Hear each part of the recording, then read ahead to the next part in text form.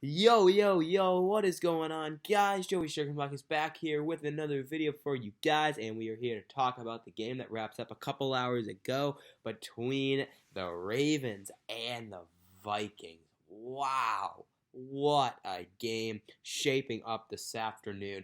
It's never a Ravens game without a heart attack. It just never is. We have had what is it, one comfortable win this year, the win against the Broncos. Besides that, it's heart attack after. Actually, that's not true. The Chargers and the Broncos were not heart attacks. But besides that, man, it's been heart attack after heart attack, besides the kind of massacre loss to the Bengals. This season, man, is something else. It's just something else. All of the injuries, all of the close games, all of the competition. It's something, man. These Ravens just have something in them.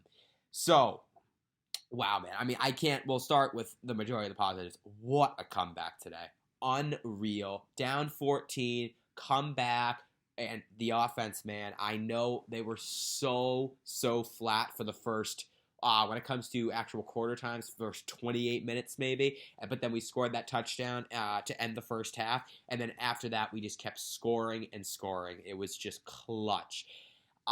So statistically, not Jackson's best game. He threw 2 picks. He only threw for 268 yards. But at the same time, the one pick wasn't really his fault. It was just bad blocking by Freeman and just kind of unlucky because it got tipped.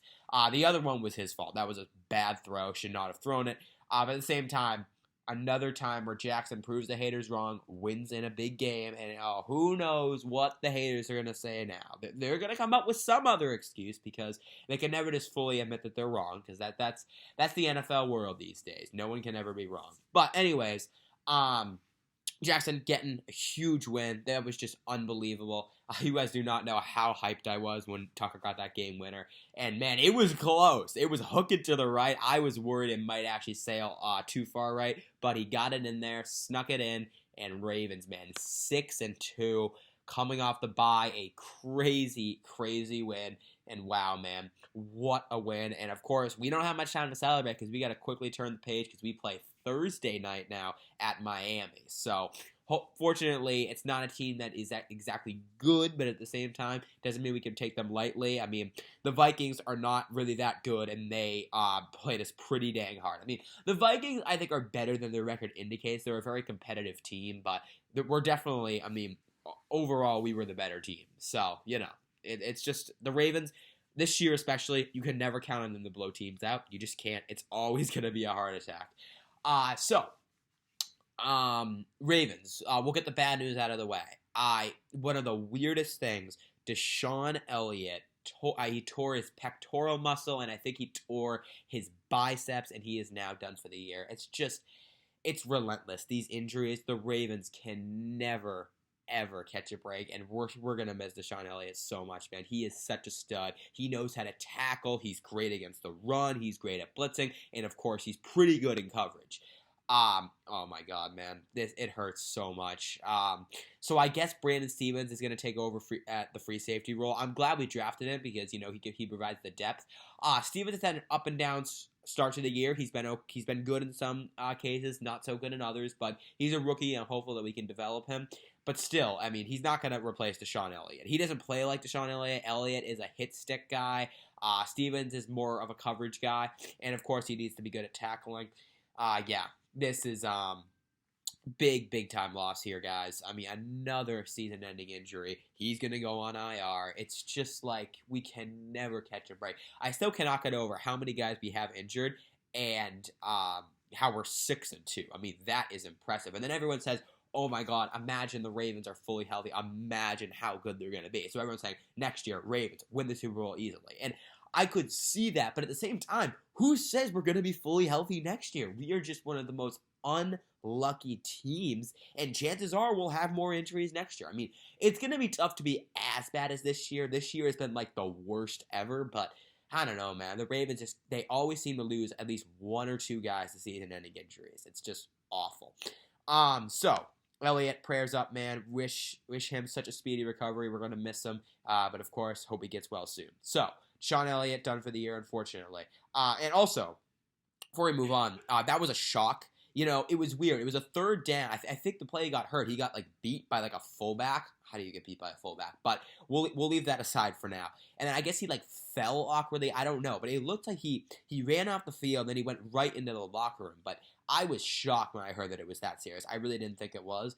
But, you know, appearances can be deceiving, and that's exactly what it was here. So, again, prayers up to Elliott, and hopefully he comes back next year. You know, it's his contract year. Will that be the last game he plays in a Ravens uniform? I really hope not. I really hope we extend him.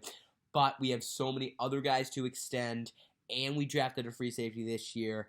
So, I don't know. I'm a little skeptical that we're going to hang on to him. It really depends on how Stevens plays, I think. If Stevens steps up, it is good. I think we're going to let Elliott walk. If Stevens is not so good and he struggles, we'll keep Elliott, so we'll see what happens. But anyways, Elliott, hope to see you next year, bro.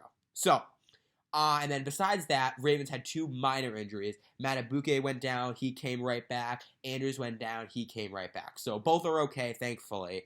But, geez, these Ravens, man, the injuries are just off the charts. So, besides that, the defense, man, I don't know what to think of them. I got to give them a lot of credit, I do think, because I know we played so poorly for the first, I'll say, 1.5 quarters. Cook got that huge run. He got over 100 yards today. The 50-yard touchdown, was it, to Justin Jefferson, where Humphrey and Clark had a miscommunication. Yeah, so the defense got off to such a bad start. But after that, the defense just went in lockdown mode. I mean, I know they Vikings, it looked like they scored to start the second half, but no, that was they did score, but it was a kick return touchdown. The defense didn't even get a chance. Kick return touchdown to start the second half. Can you believe that? But yeah, the defense, man, really big time props to them. I mean, I know they had such a rough start, but after that, they tightened up. Cook, Jefferson, they went pretty much silent after those first few drives. It was, I think it was 17-3 Vikings, and then the Ravens got that touchdown to end the half. Then the Vikings got the touchdown on the kick return. Defense locked down until the last drive. More on that in a second, but props to the defense, man. They really tightened up. They did a great job of switching game plan. I mean, they definitely switched game plan because what they were doing at the start was not working at all. They definitely made some adjustments, and it worked. They worked, for sure. I mean, Cook, statistically, he had a really good game, but pretty much all of his yards were in the first couple of drives, and then we really tightened up on him. I thought after his first few carries, we were collapsing on him all the time. He did get that one big run on the last drive, but in general, Cook got a lot of his stuff in the first few drives. So that's great to see defense tightening up. We just got to fix the consistency, man. So, and then, of course, the Ravens come all the way back, take the lead. It's 31-24. I'm like, defense, get one more stop. That's all we need. They don't get the stop because it's never a Ravens game without a heart attack. It still would have been a heart attack. But Vikings get the touchdown, push it to overtime. Ravens driving down the field. Jackson throws a pick off a deflection. But then that is where the defense really, really came up big, man. It's late in the game. The offense just turned it over. The defense is tired, man. They're gassed. And they force a quick 3-and-out, give the Ravens the ball back. We get into field goal range and win it. So, although the defense definitely had their problems today, they really came up clutch when it mattered. I mean, that could not have been more clutch. Forcing a quick 3-and-out, giving the Ravens the ball right back. You really thought once Jackson threw that pick, the game was over. Not so fast. Defense, unbelievable answer. So that was huge. Ravens, man, moving on to 6-2. You just love to see it. So, going into Thursday, when it comes to the injuries, of course, Elliott, done, and then Matabuke and Andrews should be fine. They came back in the game. And then the question is, Boyle and Watkins are the biggest questions because they both were questionable for this game. They did not play. Hopefully they're back on Thursday. And then the weirdest thing, man, with Derek Wolfe, I don't know what is going on with him. He keeps getting pushed back. I'm worried. You do worry if it's going to be a Ronnie Stanley 2.0, where like they keep saying he's going to come back, but he keeps getting set back, and then he just decides to have season-ending surgery. I really hope not. I don't know what is going on with him, but man, I hope he comes back. We really do miss him. It's just the guys on the interior, Ellis, Williams, and Campbell is good too, but Wolfe is simply better than all of them except maybe Campbell, and I really am looking forward to Wolfe coming back. But is he going to come back? I think he will at some point, but I am starting to get kind of nervous. I mean, he keeps getting pushed back, and from what I've seen from reports, it doesn't seem like there's a lot of optimism about him either, so I'm definitely getting a bit worried. But at the same time, Boyle, he too has been set back a bit, but he's coming back. He is coming back. He's had his last surgeries. He will be back. Will it be Thursday? Remains to be seen. But Boyle is coming back. And I know it sounds like Boyle doesn't mean much, but he really does. He's not a great receiver, but he is a great blocking tight end, and I think he'll really help our running game. And one thing, it really gave me hope today that the running game is starting to come back. Vikings run defense, I don't think it's great, but it's definitely not terrible. And we ran the ball really well today. Freeman and Bell, besides Lamar Jackson, of course. Freeman and Bell, wow, man. They both played really well today. Devontae Freeman is emerging as the #1 running back in Baltimore. He too has been, they've all been really inconsistent. Freeman too has been inconsistent, but I think he's been the most consistent. And yeah, Freeman is running back 1. Really liked what I saw from Freeman today. I like Freeman. He's shifty. He's got pretty good vision. So I think Freeman is our best back, and we're going to keep feeding him more. And I thought today, I've been saying for a while, Liam and Bell, they're going to feed Bell a lot. They're going to feed Bell a lot. They haven't really up until today. I mean, they did feed Freeman a lot, but I thought Bell got a fair amount of carries as well. And Bell played pretty well also. We got the 1-yard touchdown run. He got a couple other really nice gains. He got some other runs. They fed him quite a bit. So great to see all the running backs getting involved. We were able to run the ball today for the most part. And then passing the ball got off to a really rough start, but totally turned it around in the second half, man. Second half Ravens offense was just unbelievable. We might have scored on every possession. If it wasn't every possession, it was pretty much every possession. Just unbelievable work by the offense today. After such a rough start, they really turned it around. And I've stressed this since day one.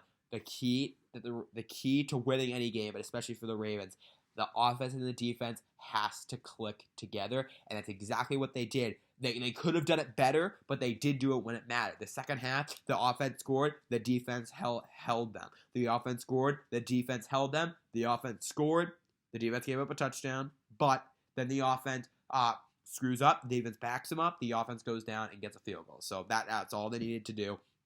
It's the offense and the defense, all about them clicking at the right time. Just because the offense scores doesn't mean the defense can fold, and just because the defense is playing so well doesn't mean the offense can't attack, Just how if the Ravens have a lead doesn't mean they can, back down. They got to keep patting it on. So, other than that, I think besides Elliott, Andrews, and Matabuke came back, I think those were the only injuries today. Please let me know if I'm forgetting anything. And then going into Thursday again. So Brandon Williams was also inactive today. But I thought Ellis actually played pretty well. So Williams, I hope, is back. I mean, he just adds another piece to the rotation, and we'll see about Wolf, and then we'll see about Boyle and Watkins. So hopefully they're back on Thursday. Really looking forward to it the Thursday night. I feel like we haven't played on Thursday night in forever. I mean, we were supposed to play the Cowboys, and I guess Thanksgiving night kind of counts, I guess. But our real Thursday night game, we were supposed to play against the Cowboys last year, but it got moved because of the COVID outbreak. So finally, a Thursday night game. I think it's been the last time we had a Thursday night game was 2019 against the Jets. So really happy that we're playing on a Thursday night. Really look forward to that, and we'll see how it goes. So I think that's pretty much it for this video, guys. Great win for the Ravens. You just love it. And there's something about these Ravens, man. If 2019, 2020 even, if we were down by that much, we wouldn't have won this game. We simply would not have won this game. The difference now is the Ravens know how to play from behind, man. It is such a beautiful thing. The Ravens know how to play from behind. Pretty much all of our wins this year have been from coming from behind. The win against the Chiefs was from behind. The comeback against the Colts, the comeback against the Vikings. It's just comebacks are winning us games. Now, in a way that's not great, because you want to win comfortably as well, but the Ravens know how to play from behind. They're proving that narrative wrong big time. Lamar Jackson knows how to win in big games. You just love to see it. So, guys, that is going to do it for this video. I hope you all enjoyed it. If you did, please be sure to drop a like, subscribe to the channel, and I will see you guys hopefully Thursday. I'll post my game bank on Twitter. We'll see if I can get a recap in on Thursday night. Depends on how late it gets. But if not, I will see you next weekend, and let's go Ravens.